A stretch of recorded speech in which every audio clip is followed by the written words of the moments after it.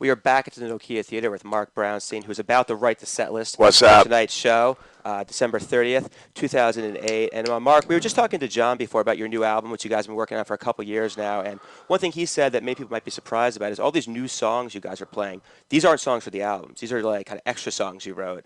And you have a whole new album of songs that no one's heard of before. So can you talk us a little bit about some of the new songs you've been playing? When did you write those? Good question. Yeah. Well, the one I can speak at least for the ones that I wrote, Right. um, which is New Autumn, Hmm. and Which you played on Friday. we played Yeah. that in the encore on Friday night. Risky Maneuver, debuting a new song in the encore. Hmm. They will tell you in the entertainment industry to always leave people with a song that they know.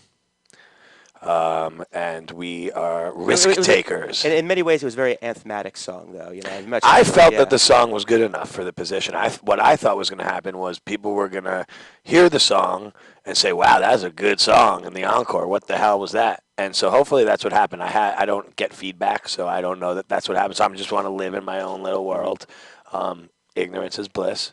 So don't tell me what you think. I don't care. by giving a song and putting it in the encore spot, you get people being like, "Wow, that must be an old song that I didn't know about." Like a classic that like, and some people Right. pretend like, "Oh yeah, I've been listening to that song for years. It's great. It's my favorite."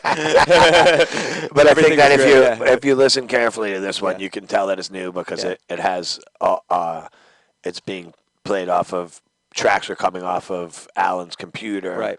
So there's all kinds of different elements that we haven't really necessarily utilized before. Well, that brings me to my next question, in that like you guys did utilize a lot of different elements and also a lot of different sounds on this new album. You've worked with some producers like Simon Posford, who come from a very electronic world. You work with some hip hop producers who did some writing with you as well as Tom Hamilton, who you guys have known for years and obviously worked with in a lot of different settings. In terms of the actual writing of these songs, did you guys come in with basic ideas and let these producers kind of flesh them out, or is it more of a collaborative process?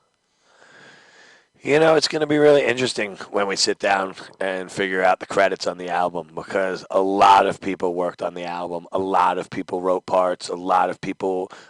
There's some songs I think that Harry wrote outright, brought to us, and said, "Guys, I wrote a song last night. I think it's going to be perfect for the Biscuits." Now you got to understand, these guys who work with us, we write songs for them, and they write songs for us, and. The thing is like if we want to write an R&B song, we know that we can't play that here, but it happens, and we pass it off to them, and they start taking it and working on it and utilizing it in their stuff. Well, they're hip hop producers, and that's what their contract is.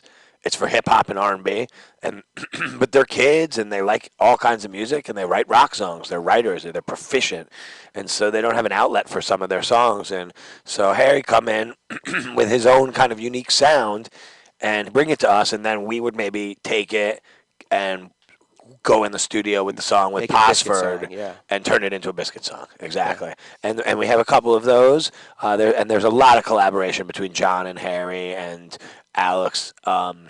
And Alex and Aaron and myself and John and Harry and Alex and Aaron and Tommy and me did a couple of songs together. So the credits is going to be a few whole pages in the liner notes and stuff like It's that. Yeah. I mean, it's going to be one of those things where we're just going to have to write the Disco Biscuits or Mark Brownstein, John Gutwillig, Alan O'Quinn, and Aaron Magner.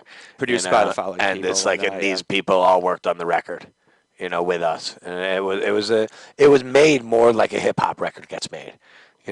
There's every song is produced by a different producer. Every song has different guests on it. Featuring. One song has Two-Face on it. With that being said, I mean, I know one thing a lot of hip hop producers do on their albums is they release the actual tracks to different producers to remix and kind of re-envision. You guys going to try to do anything like that? Well, we were talking to Ott about giving him one of the down-tempo, like, dubby tracks that we did with Simon and Benji. And one of the tracks we're actually planning on releasing as a single on Twisted before the record comes nice. out. And I think you could look for like a Prometheus remix of that and an Ott nice. remix of that track and maybe a Spango remix of that track. And we'll put out like 4 versions of the song on Twisted, and then maybe like a month later the album will come out. These are ideas, and we're still like flushing it out. We're curing our album right now. Right. It's done. And that leads to the next question. So you guys also recently recorded with Simon for the new Younger Brother album, right? So you guys were over in Europe, is that correct?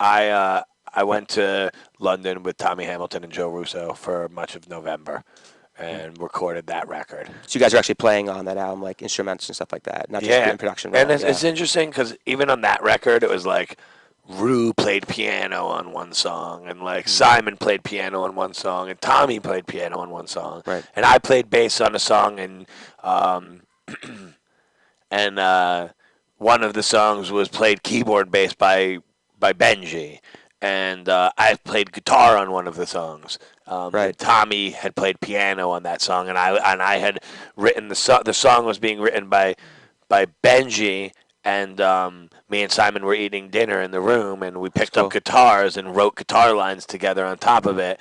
And by the time we got to recording it, I just played my guitar line. Simon played his guitar line, and so that was a collaborative process too. But only with the guys who were in Right. the band. There's 6 guys in the band, and everybody was playing everything. It was really, Which is really how a lot of interesting. older rock albums were also recorded, like in the '60s, like the Beatles record tracks Right. like that. Everyone had kind of changed instruments, and they were like, "How do we play these live?" That's the next question. Right, and So the interesting thing is that it seems so bizarre. It didn't seem that weird with Younger Brother, but like that's what we did with the Biscuits. right. It's like there's songs I played guitar on. So I guess the next process would be like, how do we re-envision these songs live with the 4 of us on stage Right. while making Biscuit songs? And that brings me back to the new songs that we're playing right now. The method that we're using to play these new songs, where we're using Ableton and we're using some other live performance computer programs and some MIDI instruments, and we have an arsenal of new instruments and sounds available to us. And when you're open yourself up to them, we have been closed-minded for a long time to the idea of using computers as backing tracks, sequencers for parts, and I think Tommy almost said at one point, he was like, "You got to do it," because it's like he said, Brothers Pass has been doing it for like 4 years. It's like opens the world up to being able to pull stuff off that you can't do live because you Right. wrote the parts on a computer using a sequencer, and it just can't be played unless it's played with a sequencer. And it's the idea is then how to figure out how to use those, I guess, technological tools to enhance the improvisation instead of standalone separately from it. Exactly, and that's what in the song "New Autumn," which to answer your first question, I wrote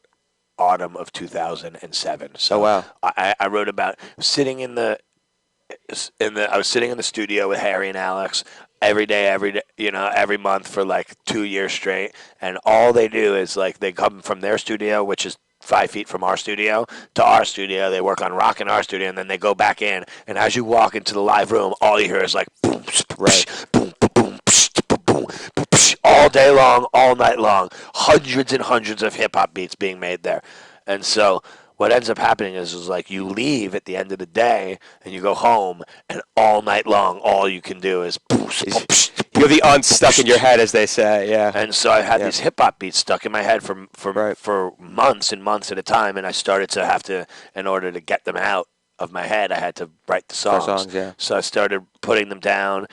I had to like study a lot on how to make a hip hop beat, because it wasn't like I'm not a beat maker necessarily. I'm a bass player, and I wasn't a producer at the time necessarily, and so I pulled out a lot of hip hop albums from my collection, a lot of Dr. Dre, a lot Nice. of a lot of old hip hop, things that I liked to listen to when I was younger, and just listen to the sounds that they used, like study the where they were putting the bass drums, where they were putting the kick drums, Right. tried to like mimic some of them, tried to go in and see if I could like make the beat that I heard.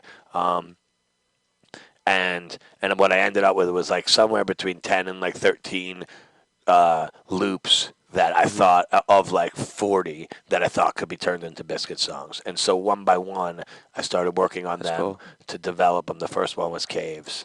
Right. And then Which you've been playing for quite a while now. yeah, Yeah. since Europe of last Right. year. And then the second one was Tamarind Alley. And then and the third one was New Autumn the other night. And there's like 9 more, or like 7 to 9 Right. more after that, and they take me about 2 months each to take from where it's like the loop, like a 30-second loop with 2 different parts in it, to actually building it out and turning it into a legitimate song with lyrics. And I've Right. actually been using, my friend Dave has been writing all of the lyrics, because I just legitimately don't have enough time to write good lyrics. Well, it goes back to the tradition of, Jerry Garcia wrote with Robert Hunter and Trey wrote with Tom Marshall. It's really hard to be on tour and be in 2 bands or And be a 4 producer now, bands too, yeah. And and do all of these different things and travel the world and then write good lyrics too. And my friend Dave is a writer. He just quit his job to become a full time writer, Right. and he's writing on the blog, the fish blog, Mr. Oh Miner. no, of course, yeah, yeah. And so I called him up one day and I said I have potentially have a writing opportunity for you Right. that you could get paid for, and start making a little money off of writing, and it might be like super creative writing. And he like whipped me out Tamarind Alley in like 45 Wow. seconds. He was like, I like told him what I wanted. You found your Kinda. Robert Hunter, as they say, for He how also they say. wrote. He also like co-wrote Abraxas and Boomshanker with me, like Oh, the cool. music of it. And he's not a musician, but he's a music aficionado. And we sat together Right. and picked sounds out, and kind of he was singing different melodies to me and like giving me some ideas. Um, and we got those two songs. So I think we're 4 for 4 together right now. It's interesting you mentioned before that like how you had all these like hip hop beats stuck in your head. But when I did that article on you guys in the studio, I guess it was about 2.5 years ago, Harry told me that he had the opposite thing, that he grew up listening to rock music before he got into hip hop, and after working with you guys, he's going home and listening to all these rock records Right. because it's like the reverse thing. He always wanted the right rock Right. music. So And the same it's thing cool. happened to Simon and Benji. Yeah. It's just happening. It's like we came in and wanted to, like, I wanted to make something that sounds like Younger Brother or Spangle, and we go into the studio with them to make Younger Brother, and it's all rock. And, Right. like they want, and it's sick. Like It's the true iPod era where everyone's together. Simon and Benji are stylistically. like take it and make it sound like Younger Brother, but like they're much in the way like the Last Days of Gravity album was starting to sound a little bit like Pink Floyd Right. and Rocky. Like that's their direction they're moving Yeah. in. Like they are moving towards real sounds, not synthesized sounds. And when we made some tweaked out sounds in the studio in London, but they were all real sounds. Like everything we did, like it wasn't like plugins. It was like $100,000 Roland Series 7 synthesizers that start on the bottom of the floor and go up to the ceiling. So We have one more question before we let you get back to writing the set list, and then set list. What do you want to hear? I remember when Can they talk? They can't talk to us in the out in they the world. cannot right now, but we can have them call in if you want to talk. Facebook Take me. requests. Facebook me with requests right now. Here's an addendum. I got it right Hey, here. Mark, I actually have an addendum to my question. This will be for it. Like, 5 do you feel that questions. Facebook has helped you connect with your fans a lot more than any other tool possible? Definitely, Definitely. it's the best tool. I think that I'm using it the wrong way, though. I'm supposed to have a musician's page. Right. And So you don't have things like Mark Brownstein is going to the bathroom or going to the kitchen or whatnot. Right. That's what I have on my page. right. But like the status update's a really great way to get a message across Right. to 300 people who care about the Disco Biscuits. Right. And there's probably like 9 people that I'm friends with who don't care about the Disco Biscuits. Right, You know what yeah. I mean, they all went to high school with me. Yeah. So they have to come anyway, but they're your friends. So they might as well be checking your page for that. Right. So, but it's an amazing tool because it's like funny, like it's allowing me to like do things for people that I would like to do for people, because I like if somebody like tells me like the day that the show sells out, they hit me up or something. If there's a chance, like sometimes I'm able to help people out, or Right. like 2 nights ago somebody told me that I was rude to him after the show. You can apologize. At the High Line, and we were going into the Egg show, which was super sold out, and I had 3 friends with me that didn't have tickets to a sold out show, and I knew I could get them in, but there was like 200 kids outside from the Nokia, and one kid was like, Brownstein, like, can you get me in? And he said what I said to him, and I'm not exactly sure what I said, but he said that I said, sorry, kid, and I like really, really disappointed him, and he was like bummed out, and I like ruined his night, and that happens. I was bummed out, and my night was ruined when I asked Mike Gordon for a ticket at the Bryce Jordan Center in 1998, and he told me no. And I was like, that's such bullshit. Like, you're in the band. You can get me a ticket. I, like, almost stopped liking Fish for a little while. I was just like, it's left a super If sour Mike had taste in my Facebook found, mouth. then he could have, given you an after show ticket or something like that. And so the kid sent me a Facebook, and I was like, dude, there was like, I was focused on getting in and getting through the crowd, and I'm like, wasn't meaning to be rude. And I apologized to him, and then put him on the guest list for last night's dubstep show and tonight's Elliot Lip-Numa show, and me and that kid are on good terms now. So Mark Brownstein is checking your Facebook messages, and right now he is going I'm to going go. to check him if you go, but just chill. Like, Yeah. not too many messages at once. So right now, Mark's going to Some go of back you. and finish the set list for tonight's show. Thank you so much for talking with us tonight. It's my And pleasure, We're going to Greenhouse. hear from Enjoy some the other. show. We're hear some other people who are part of the Disco Biscuits world now. So We should tune get in. Goldberg Yeah. in here to talk about the archive. Goldberg is actually going to talk about the 10-year anniversary of the Hot Air Balloon, which is tomorrow. Oh, my God. Yeah. Really? Yeah.